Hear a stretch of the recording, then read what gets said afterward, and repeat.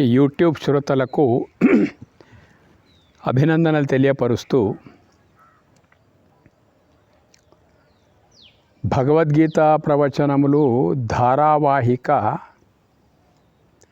83వ భాగానికి స్వాగతం సుస్వాగతం. ఈరోజు భగవద్గీత 9వ అధ్యాయము రాజవిద్య రాజగుహ్య యోగము లో 22వ శ్లోకం. 22వ శ్లోకము అనన్యాశ్చింతయంతో మాం ఏ జనాః పర్యుపాసతే తేషాం నిత్యాభియుక్తానాం యోగక్షేమం వహామ్యహం.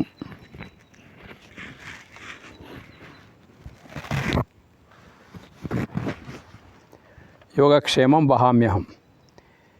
ఎవరు ఇతర భావములు లేనివారై నన్ను గూర్చి చింతించుచు ఎడతెగక ధ్యానించుచున్నారో ఎల్లప్పుడూ నాయందే నిష్ఠ కలిగి ఉండునట్టి అట్టి వారి యొక్క యోగక్షేమములను నేను వహించుచున్నాను.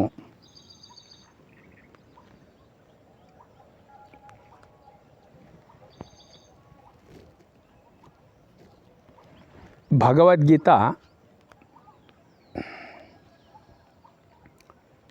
ఒక బంగారు హారమైతే హారానికి మధ్యలో మొత్తం హారానికే అందాన్ని సంతరింపజేసేటువంటి రతనాలతో పొదిగిన పతకం ఉంటుంది అన్నట్టు. దగదగా మెరుస్తూ ఉంటుంది. ఆ పతకం ఏదైతుందో దాని విలువ ఎట్లా ఉంటుందో, మొత్తం హారానికి ఎట్లయితే అందాన్ని సంతరింపజేస్తుందో అట్లాగే 9వ అధ్యాయం అంటేనే దాదాపు మధ్య లోపల ఉండేటువంటి అధ్యాయం అనుకోండి. 18 మధ్య అధ్యాయము. ఆ 9వ అధ్యాయం లోపల 22వ శ్లోకం ఏదైతే మనం ఇప్పుడు ఉచ్చరించినామో అది కూడా ఈ శ్లోకం ఎట్లా ఉందంటే, భగవద్గీత బంగారు హారం అయితే రత్నాలతో పొదిగిన పతకం ఎట్లుంటుందో మధ్య లోపల ఈ శ్లోకం కూడా ఎంతో ఆధ్యాత్మిక మార్గం లోపలికి వచ్చేటువంటి వాళ్ళు ఎవరైతే ఉన్నారో వాళ్ళు ఎన్నో విధాల అనుమానాలకు లోనయ్యి వెనుకంజ వేసేటువంటి వాళ్ళు ఉంటారు అన్నట్టు. ఆధ్యాత్మికం కన్నా సులభమైంది ప్రపంచం లోపల ఇంకొకటి లేదు. మన అజ్ఞాన కారణంగా అది చాలా క్లిష్టతరం కనిపిస్తుంది అన్నట్టు. దానికి కారణం మన అజ్ఞానమే తప్ప వాస్తవం కాదు అనే మాటను ధృవీకరిస్తూ ఎంతో ఈ శ్లోకం భక్తజనులకు ఆకర్షించేటువంటి శ్లోకం అన్నట్టు. ఇది మొత్తం మీద ఏమంటున్నాడు ఈ శ్లోకం లోపలంటే, ఎవరు ఇతర భావములు లేనివారై భగవంతుని మీద సంపూర్ణమైనటువంటి విశ్వాసం ఉన్నటువంటి వాళ్ళ యొక్క భావములో విశ్వాసం సంపూర్ణమైంది కాబట్టి వాళ్లకు దైవ భావము తప్ప ఇతర భావాలు ఉండవు. ఏ భావమైనా ఆ భావము సాకారం కావాలంటే ఆ దైవశక్తే దానికి కారణమై ఉంటుంది అన్నట్టు. దైవశక్తే అన్నిటినీ సాకారం చేస్తుంది. కాబట్టి వీళ్ళు పరిపూర్ణమైనటువంటి భక్తి భావములు ఉన్నటువంటి వాళ్ళు ఎవరైతే ఉన్నారు కదా, వాళ్ళకు ఏ ఇతర భావాలు ఉండవు. వాళ్ళ భావం లోపలనే వాళ్ళ దైవీ భావము, వాళ్ళ ఆత్మానుభవ తత్పరతలోనే జగమందలి సమస్త భావాలు ఇమిడి ఉంటాయి అన్నట్టు. కాబట్టి వాళ్ళకి ఇతర భావాలు ఉంచుకునేటువంటి అవసరము లేదు.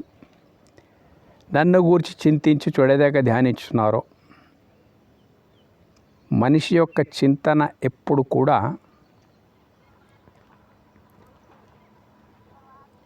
మనిషి యొక్క నిరంతర చింతన, ఎడతెగని ధ్యానం ఎప్పుడు ఉంటుంది మనిషి కంటే, దేన్ని నీవు సర్వస్వమని భావిస్తూ ఉన్నావో, దేన్ని నీవు సర్వస్వమని భావిస్తున్నావో నీ చింత అంతా దాని విషయం లోపలనే ఉంటుంది అన్నట్టు. నీ ధ్యానం అంతా దాని వైపే ఉంటుంది అన్నాడు.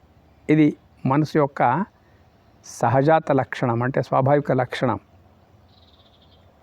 దేన్ని నీవు సర్వస్వంగా భావించుకున్నావు? పరమాత్మను. తర్వాత కాబట్టి ఏది సర్వస్వంగా నువ్వు భావించుకున్నావు, నీ భావము అట్లాగే ఉంటుంది, తద్రూపమై ఉంటుంది అన్నట్టు. భావం ఎప్పుడు తద్రూపమైందో చింతన కూడా దాని విషయం లోపలనే ఉంటుంది, ధ్యాన తత్పరత కూడా అక్కడే ఉంటుంది అన్నట్టు. ఎడతెగగా ధ్యానించున్నారు. ఈ భావము, చింతన, ధ్యానము ఎప్పుడైతే దేన్ని మనము సర్వస్వం అనుకుంటున్నామో, దేన్ని మనం పరిపూర్ణం అనుకుంటున్నామో, ఏది సర్వవ్యాపకం అనుకుంటున్నామో, ఏది సర్వశక్తి సమన్వితం అనుకుంటున్నామో, దేన్ని అనుకుంటే దాని చుట్టే భావము, చింతన, ధ్యానం ఉంటుంది అన్నట్టు.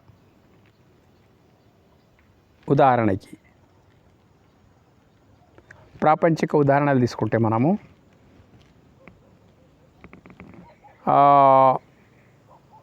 ఘోరమైన బాధతో కూడుకున్నటువంటి వ్యాధిగ్రస్తుడు ఎవడైతే ఉంటాడో, ఆ వ్యాధి బాధను తట్టుకోలేక వ్యాధి నివారణ ఎలా, చికిత్స ఎలా అనే భావముతోనే కూడుకొని ఉంటాడు, అదే చింతన లోపల ఉంటాడు. ఎడతెగక ఆ బాధ కలుగుతూ ఉంటాయి శరీరానికి. కాబట్టి వాని ధ్యానం అంతా బాధ వైపే, బాధ నివారణ వైపే ఉంటుంది అన్నట్టు. ఇది మనసుకు ఉండేటువంటి అద్భుతమైనటువంటి ఒక లక్షణం అన్నట్టు. ఇది మనసును మనం ఏమనుకుంటామంటే, మనసును కేవలము మనము చిన్న చూపు చూస్తూ ఉంటాం మనసును. అరే ఈ మనసే మనకి ఇట్లా చేస్తుంది, అట్లా చేస్తుంది, రైటే చేస్తూ ఉంది. మనసు తప్పు కాదు. అది ఎట్లా తప్పు కాదంటే, దేన్ని నువ్వు సర్వస్వం అనుకుంటావు దాని చుట్టూ తిరిగేది దాని కర్తవ్యం ఉన్నది అన్నట్టు. దాని చుట్టే తిరిగేది దాని కర్తవ్యం ఉన్నది.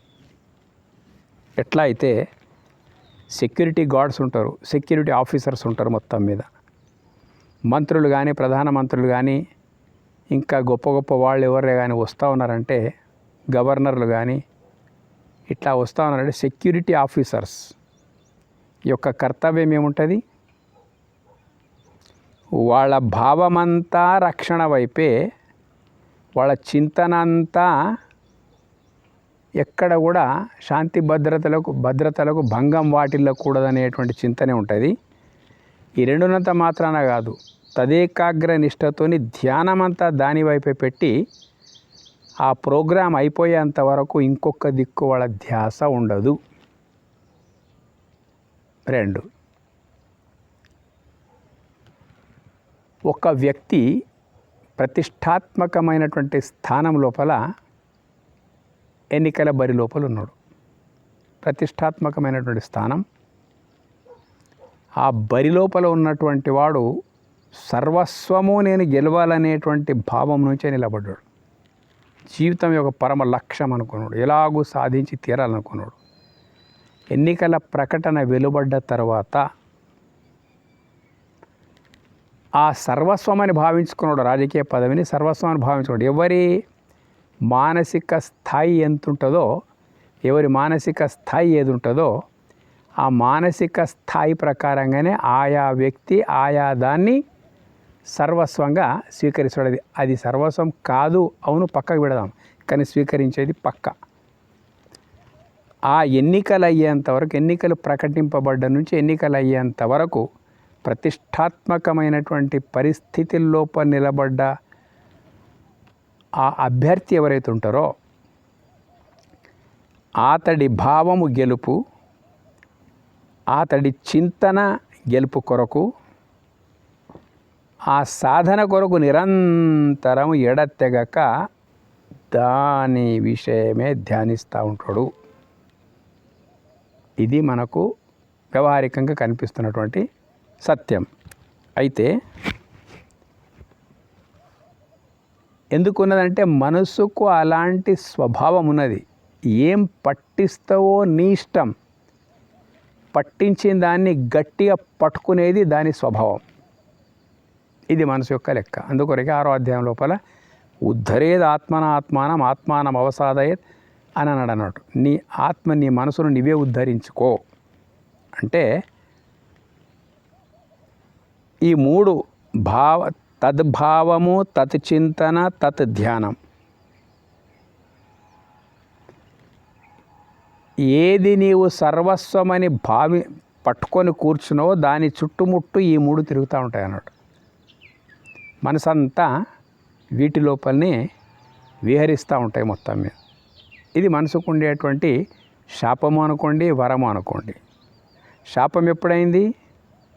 నశ్వరము, తుచ్చమైనటువంటివి,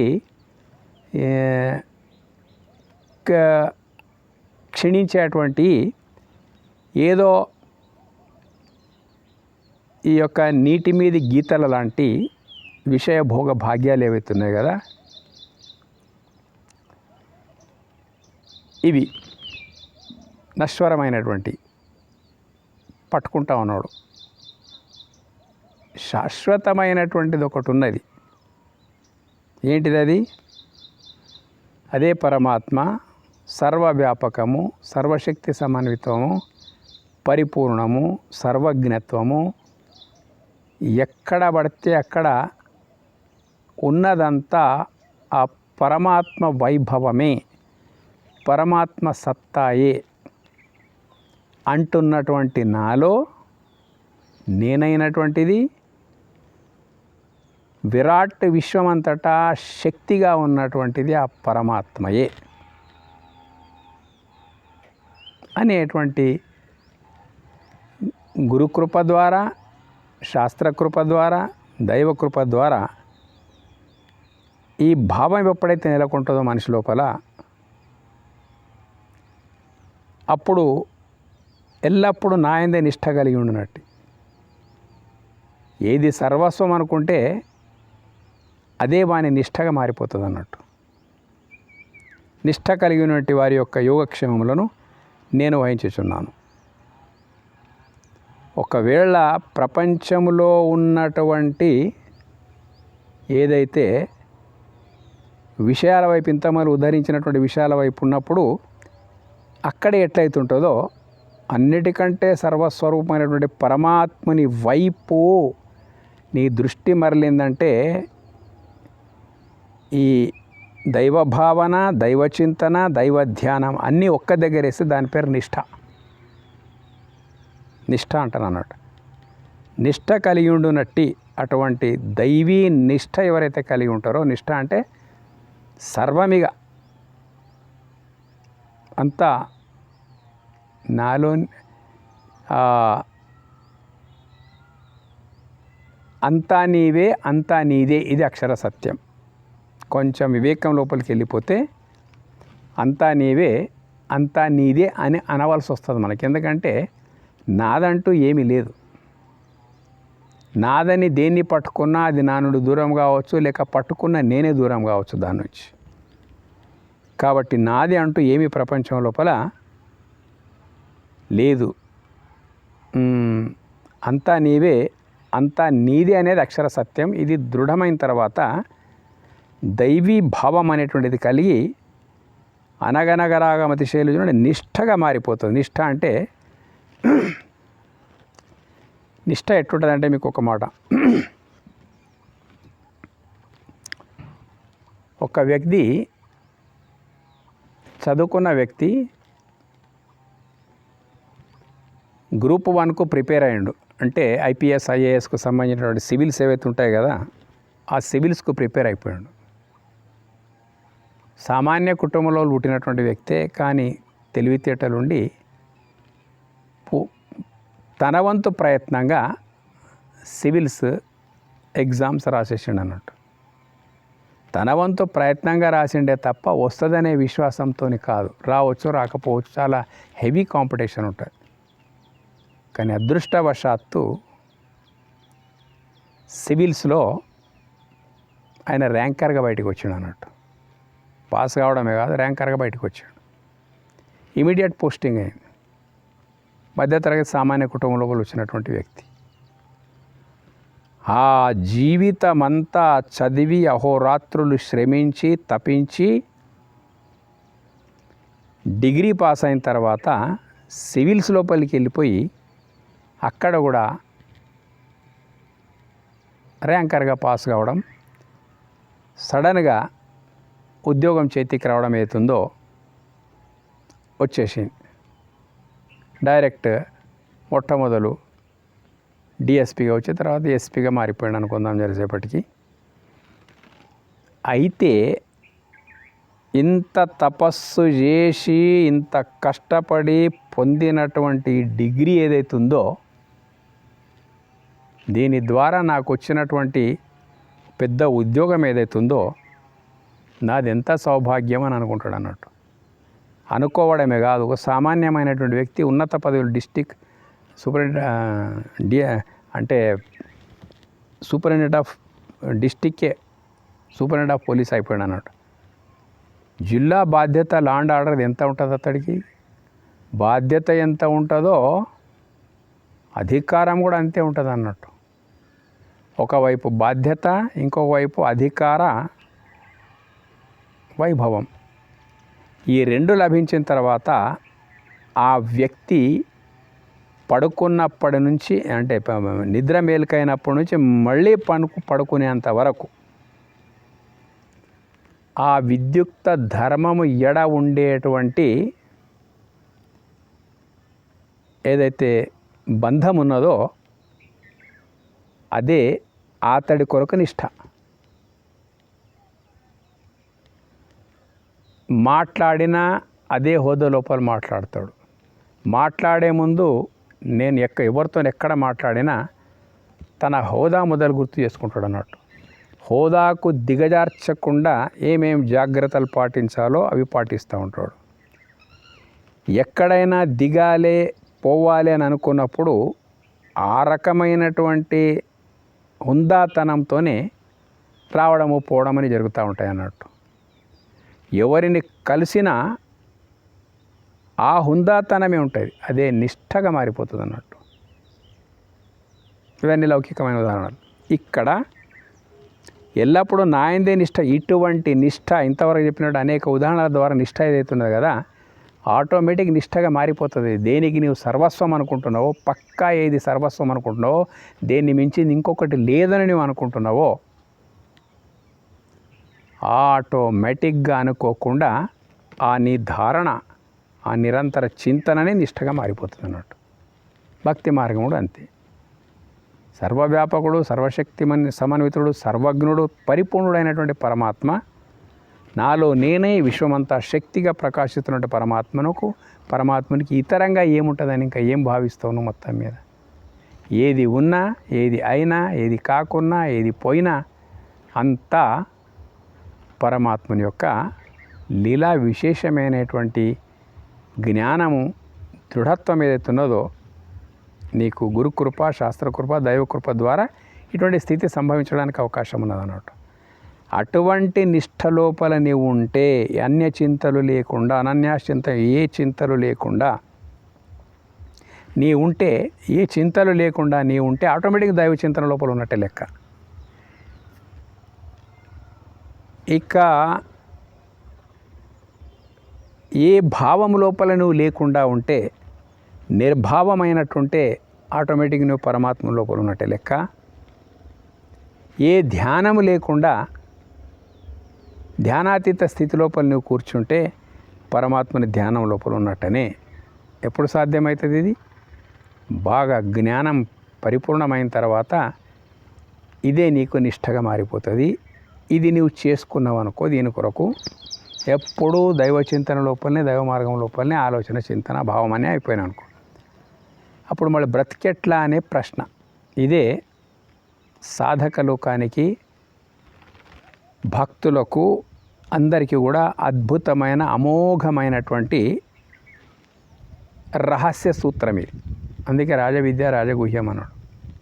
ఏమైపోతుంది అటువంటి స్థితి లోపల వెళ్ళిపోయిన తర్వాత ఎల్లప్పుడూ నాయందే నిష్ఠ కలిగి ఉండు నట్టి అప్పుడు దేవుని యొక్క బాధ్యత ఏముంటుందో తెలుసా? వారి యొక్క ఇలాంటి భక్తుల యొక్క యోగ క్షేమములు నేను వహించున్నాను. చాలా కీలకమైన శ్లోకం. యోగా అంటే పొందడం. ఏది నీవు నిరంతరం చింతిస్తూ ఉంటావో అది పొందుతావు అన్నట్టు. పొందడం. చాలామంది చాలా పొందిండ్రు, అఘోరమైన తపస్సు చేసిండ్రు, నిరంతరం నిష్ఠాతత్పరులై ఉన్నారు. కానీ సకామ భావం నుంచి ఇందులోపల వెనక శ్లోకాల్లో పోయిన సకామ భావం, అఘోరమైనటువంటి నిష్ఠాతత్పరతో కూడుకొని సకామ భావంతో ఉన్నప్పుడు వాళ్ళు పొందినటువంటి యోగా అంటే వాళ్ళు పొందినటువంటి ఎట్లా ఉంటాయి? స్వర్గం పొందొచ్చు, ఇతర లోకాలు పొందొచ్చు, గొప్ప గొప్ప అసురులైతే ముల్లోకాల రాజ్యాధిపత్యం పొంది ఉండవచ్చు, ఇంద్ర పదవిని కూడా పొంది ఉండవచ్చు. ఈ రకంగా రాక్షసులు ఈ ప్రపంచం లోపల పొందడంలో వాళ్ళని మించిన వాళ్ళు లేరు. అటువంటి శక్తులు పొంది కూర్చున్నారు అన్నాడు. అది పొందిక. ఓకే, కానీ ఆ పొందిక లోపల క్షేమం ఉందా? అది చాలా ముఖ్యం అన్నట్టు. మనిషి అల్పజ్ఞుడు కాబట్టి ఏవేవో ఆలోచనలు చేసి ఏవేవో పొందాలనుకుంటాడు, పొంది తీరుతాడు కూడా. కానీ ఎందుకొరకు ఈ పొందడం అనేటువంటిది సుఖం, శాంతి, ఆనందం కొరకు ఇవన్నీ పొందాలని అనుకుంటాడు. అనుకున్నాయని పొందినప్పటికైనా కానీ ఎందుకొరకు పొందిండో సుఖం, శాంతి, ఆనందం కొరకే పొందిండు, కానీ అవి అందులోపల లుప్తమైపోతాయి. అంటే క్షేమం ఉండదు అందులోపల. అశాంతి, దుఃఖం, వేదనలు, ఒత్తిడులు, ఇది క్షేమరహితమైనటువంటి జీవితం. క్షేమం లేదు అందులోపల. సుఖం, శాంతి, ఆనందం, నిర్భయత్వం, ఇది క్షేమకరమైనటువంటి పొందిక. కాబట్టి నీవు ఆధ్యాత్మిక చింతన లోపల నిజంగా దిగి ఉంటే 100% ఉంటే నీకు ఏమి కావాలో ఏమి పొందాలని నీవు అనుకుంటున్నావో ఫిల్టర్ అయి వస్తాయి నీ దగ్గరికి. ఎట్లా ఫిల్టర్ అయి వస్తాయంటే వాటి నుంచి నీ క్షేమం దెబ్బతినకూడదు. ఇది దైవశాసనం అన్నట్టు. ఏమి కావాలంటే అది పొందవచ్చు నీవు, కానీ అలాంటివే పొందగలుగుతావు వేటి లోపల సుఖం, శాంతి, ఆనందంకు భంగం లేనటువంటి పరిస్థితి ఉంటుందో అటువంటి అన్నీ ఏం చేసి వడపోసి భగవంతుడే వడపోసి అటువంటి నీకు పొందింపజేస్తాడు. కొన్ని సందర్భాల లోపల ఇది పొందకపోవడం వల్ల ఎంతో నష్టం జరిగిపోయింది అని మనం అనుకుంటాం. ఆ పొందకపోవడమే అద్భుతమైనటువంటి లాభంగా కూడా పరిణమించేటువంటి విషయం సందర్భాలు కొన్ని వస్తూ ఉంటాయి. అందుకే 4వ అధ్యాయం లోపల కిం కర్మ కిం అకర్మేతి కవయోప్యత్ర మోహిత అన్నట్టు. ఏది కర్మ ఏది అకర్మ, చేయకూడనిది చేయదగినది, పొందేది పొందకూడనిది ఏంటిదంటే చాలా లోతైన విషయం. గహన కర్మణో గతి.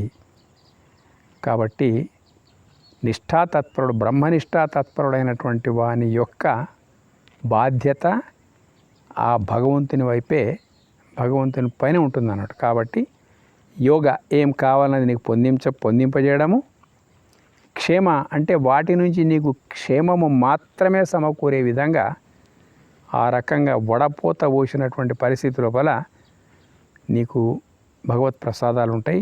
అన్నిటి లోపల క్షేమమే ఉంటుంది. నేను వహించుచున్నాను. ఆ బాధ్యత ఎవరు తీసుకున్నారు? భగవంతుడే తీసుకున్నాడు. నేను వహించుచున్నాను. చూడండి, ఒక పేద విద్యార్థి 10th లోపల డిస్ట్రిక్ట్ ఫస్ట్ వచ్చిండు. చాలా యాక్టివ్, చదువుకున్న విషయ జ్ఞానమే కాకుండా పుట్టుకతో వచ్చినటువంటి చాలా అద్భుతమైన చురుకుదనం ఆయన లోపల ఉంది. ఏదో ఒకప్పుడు ముఖ్యమంత్రి అక్కడికి రావడం, ఆ గ్రామానికి రావడము, కొందరు ఈ చాలా క్లేవర్ నడగాని పాపం బ్యాక్గ్రౌండ్ ఇతనికి లేదు చదివించకొచ్చారు అంటే ఆ పిల్లాన్ని పిలిచి ముఖ్యమంత్రి ఏం మాట్లాడాలో మాట్లాడిన తర్వాత ప్రభుత్వానికి ఆ పిల్లవాడిని అప్పగించేసాడు అన్నట్టు. ఈ పిల్లవాడు ఎంతవరకు చదువుతా అంటే అంతవరకు మొత్తము బాధ్యత వహించవలసిన పని ప్రభుత్వానిది అని ఒక ఆర్డర్ పాస్ చేసేసాడు అన్నట్టు. విదేశాలకు వెళ్ళిపోతా చదవడానికంటే కూడా ప్రభుత్వమే బాధ్యత వహించాలి అని చెప్పేసి మరి వాళ్ళ లోపల చురుకుదనమో ఏమో ముఖ్యమంత్రి మనసును ఆకర్షించాడు అన్నట్టు. అక్కడ నుండి ఆయన ఏమంటున్నాడు, నీ అన్నిటి బాధ్యత కూడా ప్రభుత్వమే నిర్వహిస్తుంది, బాధ్యత వహిస్తూ ఉన్నది ప్రభుత్వమే అన్నప్పుడు ఎట్లా ఉంటుందో, ఇంకా ఇక్కడ అన్నీ మొత్తం ప్రభుత్వమే చూసుకుంటున్నప్పుడు ఇంకా వానికి ఎంత సంతోషం. అట్లాగే ఇది ఒక చిన్న ఉదాహరణ. వాస్తవంగా నీవు గనక బ్రహ్మనిష్ఠా తత్పరుడవై నిరంతరము నీవు ఆ జ్ఞాన మార్గం లోపలనే, అట్టి జ్ఞాన మార్గం లోపలనే నీ ఉంటే నీ మొత్తము బాధ్యత, క్షేమకరమైనటువంటి పొందిక బాధ్యతలన్నీ ఆ భగవంతుడే వహిస్తాడనేటువంటి విషయం ఈ శ్లోకంలో వాళ్ళు చెప్తా ఉన్నాం. ఈ యోగ్యతను మనం పొందాలి. నిరంతర ధ్యాన తత్పరత అనేటువంటి యోగ్యత, నిష్ఠా తత్పరత అనేటువంటి యోగ్యత మనం పొందగలుగుతాం. ఏంటిది ఆధ్యాత్మికం, ఏంటిది భగవంతుడు, ఏంటిది నేను, ఏంటిది జగత్తు అనేటువంటి విషయాలను కూలంకషంగా కనుక మనం ఆలోచిస్తే ఆటోమేటిక్గా మనం ఈ అవకాశాన్ని మనం పొందగలుగుతాం. అంటే మన యోగము, మన క్షేమం అంతా ఆ భగవంతుడే నిర్వహిస్తాడని అర్థం అన్నట్టు భక్తులకి. ఇంత గొప్ప సౌలభ్యం. ఏప్యన్య 23వ శ్లోకం. ఏప్యన్య దేవతా భక్త యజంతే శ్రద్ధయాన్వితాః తే అపి మామేవ కౌంతేయ యజంతే విధిపూర్వకం. ఇది కేవలము బ్రహ్మనిష్ఠా తత్పరకు సంబంధించినటువంటి విషయం అన్నట్టు. 22వ శ్లోకం. 23 లోపల ఎట్లా ఉంటుందంటే 21వ శ్లోకం లోపల భోగాభిలాష తత్పరులు వెళుతున్నారో వాళ్ళకి సంబంధించినటువంటిది. ఓ అర్జున, ఎవరు ఇతర దేవతల ఎడల భక్తి గలవారై శ్రద్ధతో కూడి వారిని ఆరాధించుచున్నారో వారును నన్నే అవిధిపూర్వకంగా ఆరాధించువారు అగుదురు. ఇది ఎంత గొప్ప విషయం అంటే, ఇతర దేవతలు అంటే ఏంటిదో మొట్టమొదటి తెలుసుకోవాలి. దేవుడు, దేవతలు వేరే వీడియోస్ లోపల పెట్టిన మేము. దేవతలు అంటే మరేదో కాదు, దేవుని యొక్క ఐశ్వర్యమే దేవతలు. అందుకే అతనికి ఈశ్వరుడు అన్నారంటే, భూమి ఒక దేవత, గాలి ఒక దేవత, అగ్ని ఒక దేవత, ఆ వాయు ఒక దేవత, పృథివీ, అప్పు, తేజో, వాయురు, ఆకాశాలు. పృథివీ అంటే భూమి, అప్పు అంటే నీరు, తేజో అంటే అగ్ని, వాయువు, ఆకాశం. ఈ పంచమహాభూతాలు ఉన్నాయి. ఇవి అందుబాటులో ఉండే దేవతలు మనకు. దేవతలు అంటే మరేదో కాదు, దేవుని యొక్క దివ్యత్వమే దేవతలు. ఏమిటి, భూమికి కూడా స్వతహా వైభవం లేదు, పంచభూతాలు దేనికి కూడా స్వతహా వైభవం లేదు. కానీ భగవంతుని యొక్క మహిమ ఏదైతుందో వాటి ద్వారానే మనకు అందుబాటులోకి వస్తున్నది. అందుకే వాటికి దేవతలు అంటాం. ఇక్కడ దేవుడు మాత్రమే కావాలనేటువంటి వాడు 22వ శ్లోకంలో ఉన్నటువంటి వాడు.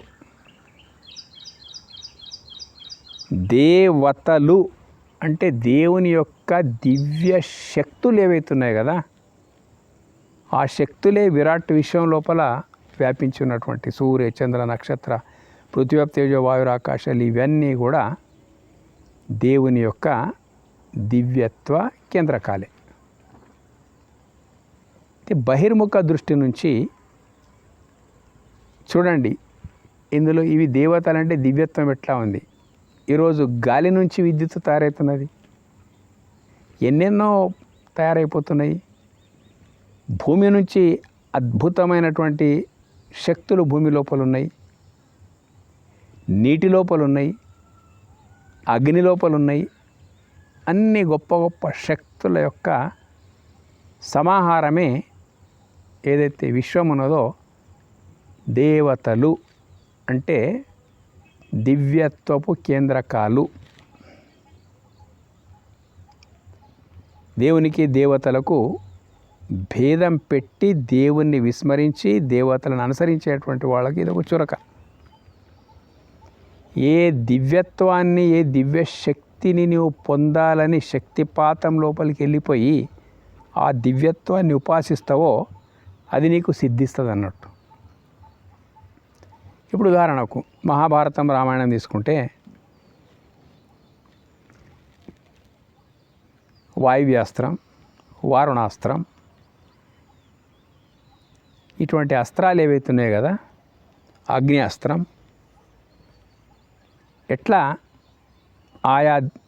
ఆయా శక్తులను ఉపాసించవలసిన విధంగా ఉపాసించి పరిశోధనాత్మకంగా వాటిలోపల ఏమున్నాయో కనుగొని అవి సొంతం చేసుకొని ఇవే సర్వస్వం అనుకోవడం.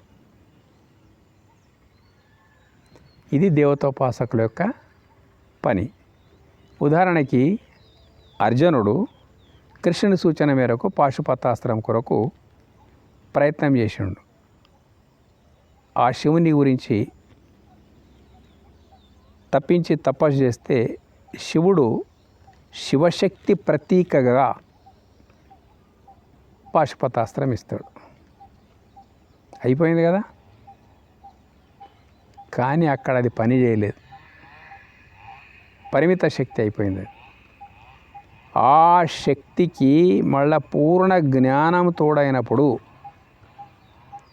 ఆ అస్త్రాన్ని, శస్త్రాలని ప్రయోగించగలిగాడు అర్జునుడు. అంటే దేవతా శక్తులు ఎన్ని ఉన్నప్పటికైనా కానీ దేవతా శక్తులు అవి ఏవో కావు, మళ్ళీ వేరే దేవునివే. దేవుడు కావాలా, దేవునివి కావాలా అన్నప్పుడు దేవునివి కావాలనేటువంటి దేవతలను ఉపాసిస్తారు. ఆ దేవతలు మరేదో కాదు, దేవుని యొక్క దివ్యత్వపు కేంద్రకాలు. అయితే కొందరు ఇతర దేవతల భక్తి కలవారే శ్రద్ధతో కూడి దేవుడి ఎమడ తప్ప ఉండని దేవుని వైభవము, మహిమలు ఏవైతున్నాయి కదా, ఆ దేవతా శక్తులు ఏవైతున్నాయి కదా, వాటితో సంతోషపడదామనేటువంటి వాళ్ళు దాని గురించి శ్రద్ధతో కూడి వారిని ఆరాధించుచున్నారు. అంటే వాటి శక్తులను పొందేటందుకు కొరకు ప్రక్రియ ప్రారంభించినారో వారును నన్నే, అటువంటి వాళ్ళు కూడా నన్నే అవిధిపూర్వకంగా ఆరాధించుచున్నవారు అగుదురు. ఇప్పుడు ఉదాహరణకి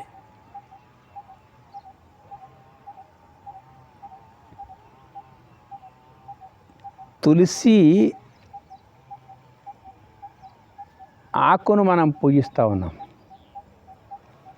బిల్వ పత్రి యొక్క ఆకును మనము పూజనీయ స్థానం లోపల ఉంచినాం అన్నట్టు. కానీ ఇది మరవకూడదు, ఇది ఆ వృక్షం యొక్క పత్రమే. ఆ రకంగా నువ్వు భావించుకొని ఆ పత్రి, తులసి దళం యొక్క వినియోగం నువ్వు చేస్తూ ఉంటే వృక్షాన్ని విస్మరించకూడదు. వృక్షం లేకపోతే వచ్చేటువంటిది కాదు.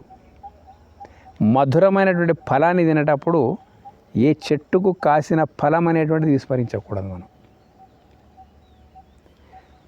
పండుకు చెట్టుకు ఎలాంటి సంబంధం ఉన్నదో దేవునికి దేవతలు కూడా అటువంటి సంబంధం ఉన్నది. చాలా మంచి ఉదాహరణ ఇది. దేవునికి దేవతలకు ఏంటి సంబంధం అంటే ఫలానికి వృక్షానికి ఉండే సంబంధమే.